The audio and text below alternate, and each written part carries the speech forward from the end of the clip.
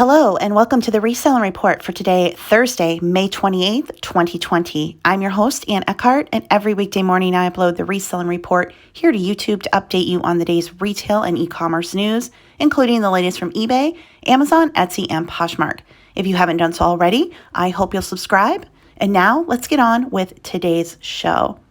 Well, happy Thursday, everyone. Hoping things are going well for you in your neck of the woods. I did want to take a really quick moment just to give a special virtual hug over to Misty, thrifter, junker, vintage hunter. I know a lot of you follow Misty. She just recently lost her dog, Brutus, and that is the third pet that they have lost in her family in the past year. They lost their other dog and a cat, and it's awful. You guys know that I have pets and I've lost 2 dogs now, and it's just heartbreaking. And Misty does so much for this community.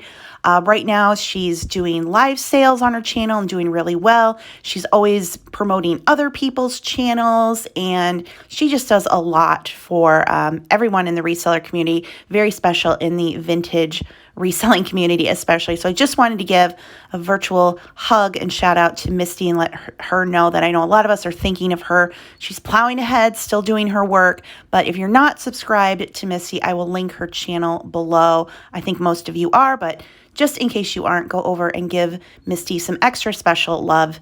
She definitely needs it right now. So today we are going to start with news from eBay. There is a new eBay for Business podcast up.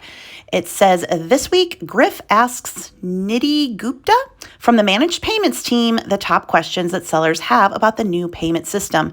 Liz Austin returns with 5 tips for crafting the best seller story for the recently announced contest, 25 Seller Stories for 25 Years on eBay.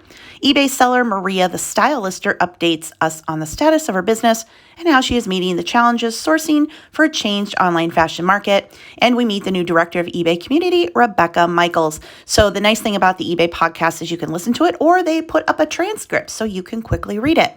But I did find an article over on the e-commerce Bites blog that pointed out 5 key things to know about eBay managed payments that were mentioned in the podcast. So I thought I would share this with you, get right down to the nitty gritty, because managed payments, I think, is what most of us have on our minds. So this post reads, eBay's latest podcast covered the topic of managed payments. There are 5 key takeaways for sellers, but one important topic was not covered at all. Despite the fact that some sellers fear their livelihood could be harmed over eBay managed payments category restrictions, employees on a Q&A session skipped the issue altogether. eBay currently excludes sellers who are enrolled in managed payments from selling in certain categories, including bullion, motor vehicles, and adult-only items, including movies and video games. Sellers have been voicing their concerns that they may end up unable to sell items once eBay requires them to enroll in the program. In episode number 92 of the eBay for Business podcast, recorded on May 21st and published on May 26th, James Griffin interviewed Nidhi Gupta from the eBay Managed Payments team. Griffin asked Gupta if the global shipping program was currently supported in managed payments. The answer was yes. And whether it supported eBay for charity. The answer, charity and donations will be supported when eBay managed payments starting end of July. eBay had previously addressed those questions. However, there were some points covered during the interview that may be news to readers. Sellers won't be required to use immediate payment once they're enrolled in managed payments. Sellers can still send buyers an invoice through eBay if they choose. Sellers enrolled in managed payments can issue refunds for full amounts or partial amounts by item or on the full order. eBay will continue to offer buyers the option of submitting disputes and claims through the Resolution Center. But with managed payments, the resolution is centralized so sellers have end-to-end visibility into the claims and disputes process, and they're all being managed exclusively by eBay. Sellers in managed payments must ship once an order appears as awaiting shipment. They should not wait for the funds to appear in their bank account. Well, that's okay. Confused about that. Did they pay, but we don't have the money? But yet I guess eBay's handling the label. Oh, so many questions. Sellers can use their pending payouts to pay for shipping labels on the eBay platform. Oh, okay, there we go. And they'll also still be able to use their PayPal account. Sellers can select the default funding method. This post ends by saying, we're not sure why the eBay employees chose to skip the questions sellers have been asking about managed payments. which is category exclusions. So it sounds like they don't quite maybe know yet, or maybe they're going to be telling people things they don't want to hear. But okay, yeah. So my big concern was about shipping labels. I didn't want to have to charge your shipping labels, but you can use your pending payout to pay for shipping labels. That was my biggest concern. So that is answered there. And yeah, let me know what you think. Are you in managed payments yet, or are you still waiting? I'm getting put into them in July, so I feel like in the next couple weeks I should just opt in and get it over with, but we'll see what happens. I'm still holding out until the last minute. Sticking with eBay, there's a new article on Forbes.com that's titled, "Did you know eBay is probing your computer? Here's how to stop it." This post reads, "I have been generally quite happy user of eBay, the world's most famous online auction site, for nearly 20 years. Happy, that is, until I found out it was probing my computer when I opened the site in my web browser. Let me just repeat that, probing my computer." Originally picked up by Charlie Belmer, who works on privacy and security for the privacy-focused DuckDuckGo search engine and published on his personal blog, the probing behavior was seen to occur with web browsers running on Windows but not Linux. What is a port scanner? Put simply, a port scanner is an application that probes a server or other host for surprisingly open ports. Every port has a number assigned to it, and those individual port numbers are assigned with specific functions or tasks. The port scanner can be used to determine what application and services are listening on a network on the internet. Port scanners are used by penetration testers to find weaknesses that can be exploited. They are also used by cybercriminals and hackers for the same reason. They are also employed by some malware or fraud detection solutions to look for signs that a computer might be compromised and being used for nefarious purposes. Signs like ports that facilitate remote access tools under Windows are open, for example. Bleeping Computer has put together a table showing the total 14 ports that are being probed by eBay. Apart from one unknown program on port 63333, I have no idea what I'm talking about here with these ports, but I'm just reading. So stick with me. The remaining 13 are all remote access tools such as the VNC and TeamViewer, for example. I verified this for myself with both Google Chrome and Mozilla Foxfire browsers running on a Windows 10 machine and can confirm that the scanning took place. What does eBay have to say about this? So this writer says, "I reached out to eBay to ask why these scans are being made, what the data is used for, and whether user consent should be sought before performing such probes on user computers." An eBay spokesman issued the following statements. "Our consumers' privacy and data remains a top priority. We are committed to creating an experience on our sites and services that is safe, secure, and trustworthy." So there's that. If this is to protect against fraud, then what's the problem? The writer says, "As someone who has been involved in the online security industry in one way or another for the better part of 30 years, shouldn't I be applauding eBay for taking security seriously?" And there sits the conundrum. Yes, I do welcome proactive security measures, but I also like to be extended the courtesy for being asked for consent before my computer is probed in any way. So the article goes on to talk more about these issues, but at the bottom, it does offer what you can do to prevent eBay from running a port scan of your computer. So this article will be linked in the show notes below if you want to go over and learn more about how to stop eBay from preventing these scans. There's some software and things that you can install, kind of above my pay grade, out of my wheelhouse type of thing, but this is available. So if this is of concern for you, check out this article and you can implement the tips that they give you for stopping eBay from doing this. Most of us know that the U.S. Postal Service is having a lot of financial trouble, and Canadian Post, same thing. There are some news releases on their website. Canada Post segment reports $66 million loss before tax in the first quarter, and a new update that parcel delays to continue as Canada Post delivers at record levels. So same here in the States with packages being a little slower due to the overwhelming amount of e-commerce packages. So if you are an online seller in Canada, Canada Post is letting you know that shipping is taking a bit longer. I did have someone ask if eBay Canada was protecting accounts due to slower mail delivery, and I assume they're protecting everyone. As long as you are printing your labels through eBay PayPal system and you have that tracking automatically uploaded, I know that's what they're doing for us here in the US, and I think the UK as well. I'm assuming it's everyone. So continue to ship through the reselling sites that you're using so that you have that automatic tracking uploaded. That's really the best thing that you can do to protect yourself. But anyone knows more about what eBay Canada is specifically doing, feel free to post in the comments below. But like I said, I'm assuming that it's the same across the board. eBay is protecting. Now, I don't know about Etsy, Poshmark, although Etsy and Poshmark, they, of course, don't have the same seller-buyer protections in place that eBay does. I think it's mainly a concern people would be having with eBay, but always best to ship as soon as you get an order in, ship the next business day, get that tracking uploaded immediately in the system so that your buyer sees what is going on. And I think most people understand things are running a little slower right now. If it's taking Amazon 2 weeks to ship something, then hopefully people understand that from the other sites, it could take a little bit longer. But this is the time to really shine on the reselling sites by shipping as quickly as possible, giving customers a good experience now, hopefully keep them in the future. If you sell on Mercari, there is a new update from them that says, meet the new web. We've been hard at work making your selling experience the best it can be. We know that Mercari.com is an important part of making successful sales. The tools we've built are crucial to managing multiple listings right from your computer. The updates are now live on Mercari.com. Haven't seen them yet? Here are some insights into the new look. Chat is easier. You can access your chats with sellers and buyers without leaving the page. Managing multiple listings is faster. Filtering through your listings is so much easier. You can view your current listings, active and inactive, on your sold listings, complete and in progress, separately to get a better look at your inventory. And smart pricing is completely hands-free. Looking for a more manageable pricing strategy? Smart pricing is now on Mercari.com.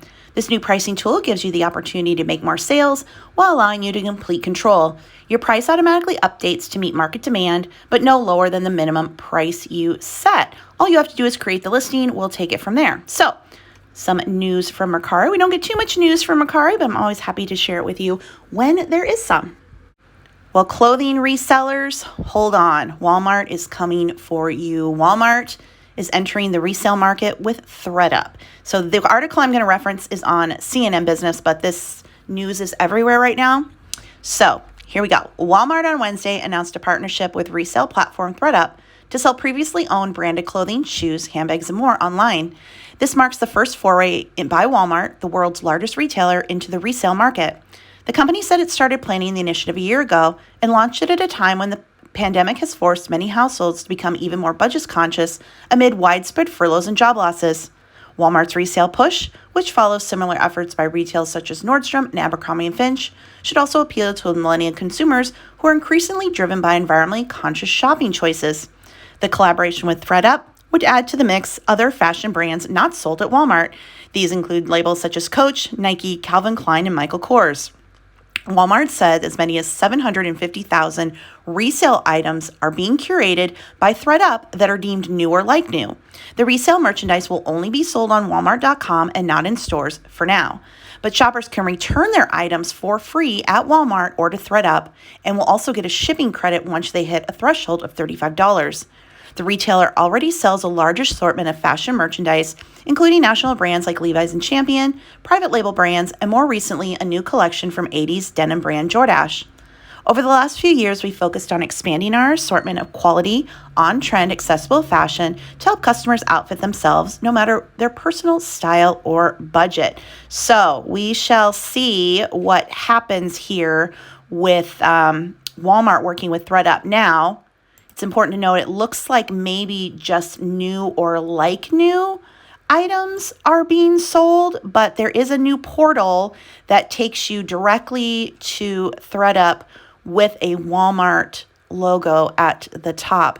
This, however, might mean that utilizing ThredUp to resell items might become a little more lucrative. So we shall have to see how it plays out. But what do you think about Walmart collaborating with ThredUp and basically having their own website? Again, it looks like it is ThredUp's site, but it is linked to Walmart to resell items directly to consumers. Do you feel like it could be a threat to your reselling fashion business? Let me know. There is a new Level Up Live video over on Poshmark's YouTube channel, How to Grow Your Poshmark Business Through Social Media and Content. Wondering how to expand your audience to increase exposure to your business? Want to hear about different social media channels and how to build your brand and community using them? Learn all of the Posh tips you need to know from Tracy, Me Myself Donuts, Megan, Stylish Bear, and Tori, Girly Girl Style, to level up your business. Also has a link there you can apply to be on one of their Level Up Live shows if you are interested in that. So you go over to the Poshmark YouTube channel and check out the latest Level Up Live. The hottest item on the market right now, face masks. Many people are sewing their own face masks and selling them on sites such as Etsy, eBay, and Poshmark. And according to an article on the Gazette.com, that's here in Iowa, Cedar Rapids, University of Iowa office says woman's Hawkeye mask on Etsy is an infringement on their trademark. This article reads, as Kim Schultz's work began to slow and the coronavirus pandemic continued to surge, the Wisconsin woman last month was motivated after meeting with her colleagues to fashion her own homemade face masks. Many of them didn't have face coverings, and most weren't wearing them, so Schultz churned out a quick 30 or 40 for her coworkers and posted the extras for sale on an Etsy account she had created to sell her aunt's doilies and wash rags. On one day, Schultz landed $42 in mask orders. The next day, she netted $100 in orders. By the third day, her orders spiked to $2,400. My brother has a master's degree in marketing and finance, and he said, well, you're obviously not charging enough, Kim. So she upped the price, which did not slow orders. On day 4, she amassed $8,600 in orders. At that point, I called in help. With support from neighbors and family members, along with Joanne Fabrics, Schultz and her helpers churned out masks made with patriotic material, cartoon themes, Star Wars decals, and all sorts of team and school affiliations. She did the Green Bay Packers, the Wisconsin Badgers, the Minnesota Twins, and the University of Iowa Hawkeyes. And on May 20th, after weeks of scaling up her mask-making operation, Schultz got an email from Etsy, the popular e-commerce site. It was from Etsy's legal department, courtesy of the UI Trademark Licensing Office. Dear Kimberly, the message said, Etsy received notice of a trademark infringement from the University of Iowa, alleging that certain material on Etsy is not authorized. The message said her product had been deactivated, and she would need to take up concerns about the action with the authorized representative of the University of Iowa who provided Etsy with the notice, or the message said she could talk to an attorney. Schultz never reached out because Etsy never deactivated her Hawkeye mask post, but the Etsy message surprised her since she bought the UI fabric from Joann's. I'm buying fabric in the licensed fabric section at Joann's, and you pay a premium for that. If it didn't have the Hawkeye logo on it, it's maybe $4.99 a yard. If it's got a Hawkeye logo on it, it's anywhere from $12.99 to $15.99 a yard, so you pay the licensing fee. Schultz got the message from Etsy the day after the Gazette reported that University of Iowa had issued a call for proposals from suppliers interested in making 10,000 Hawkeye-branded cloth masks or face and neck coverings. The Gazette reported in the article that other University of Iowa and Hawkeye-themed masks already were being sold on Etsy. Some of the makers later said they had not been contacted by either Etsy or U of I representatives.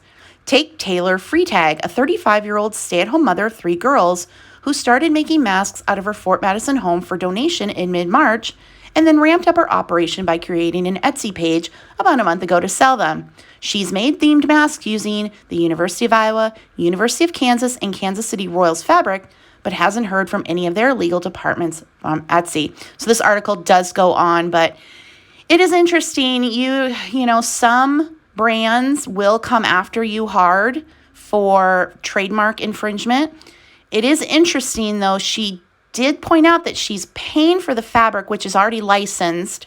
So the school did get the cut from the original fabric purchase, but now reselling them as a mask. Interesting. Let me know your thoughts about this. I guess I never do I would never do this kind of thing because I know how brands are.